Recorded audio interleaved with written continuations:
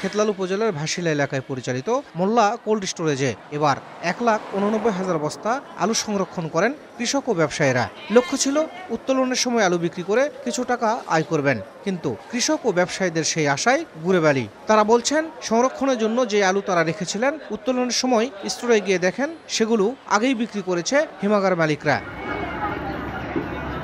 শুধু মোল্লা cold storage নয়, জয়ফাটের পাঁচি উপজেলার সাথী হিমাগার ৩ ও খেতলাল উপজেলার হাফিজার রহমান বীজ হিমাগারেও এমন প্রতারণার ঘটনা ঘটেছে। কৃষক ও ব্যবসায়ীরা বলছেন, হিমাগারে সংরক্ষণ করা আলু তাদের না জানিয়েই বিক্রি করেছেন কর্তৃপক্ষ।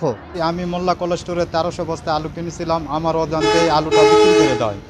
আমি তখন বাজার মূল্যে টাকা নিতে যাই, আমাকে বাজার মূল্য টাকা দেয় না, ওদের ইচ্ছা মতন টাকা দেয়। তাদেরকে আমরা কিন্তু নোটিশও দিয়ে দিছি।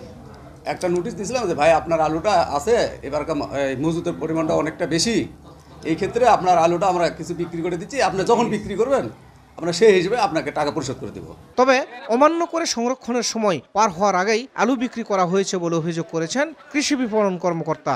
না জানিয়ে বিক্রি করে যে অপরাধটা করেছে, সেই অপরাধের প্রেক্ষিতে যদি কৃষক বা ব্যবসায়ীদেরকে আলুর ন্যায্য দাম পরিশোধ না করে, তাহলে তাদের বিরুদ্ধে আমরা যথাযথ আইনগত ব্যবস্থা গ্রহণ করব।